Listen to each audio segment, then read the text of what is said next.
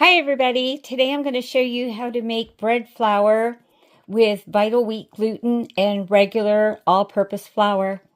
When you bake bread, yeasted breads, whether it be English muffins, bagels, French, Italian, Cuban bread, regular bread, wheat, white, you need a higher protein, higher gluten flour, and that will help with the rising and everything to make your breads come out really nice. So you can buy bread flour at the grocery store. It's right next to the all-purpose flour. But if you don't bake bread a lot or have a use for high gluten, high protein flour, you're going to buy an extra bag of flour, of specialty flour that you may not use as much. And I've only ever seen bread flour sold in 5-pound bags. So to make your own, all you need is your regular flour, which is right here. Over here, I've taken some into a bowl. It's kind of a tannish color, kind of looks like sand. This is Vital Wheat gluten, and I buy this in 5-pound bags. And you take a cup of all-purpose flour, a tablespoon of wheat gluten. You mix it all up.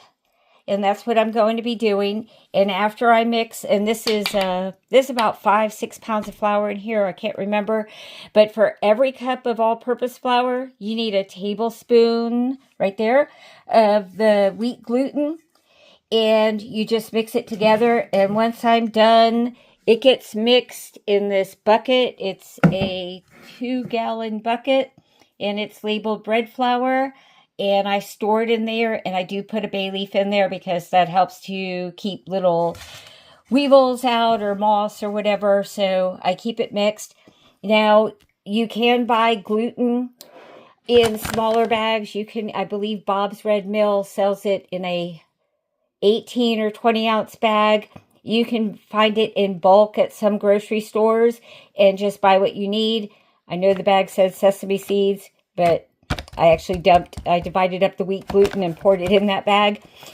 But I buy it in 5-pound bags because wheat gluten is also, if you're a vegan or vegetarian, it's also what they use to make wheat meat, seitan.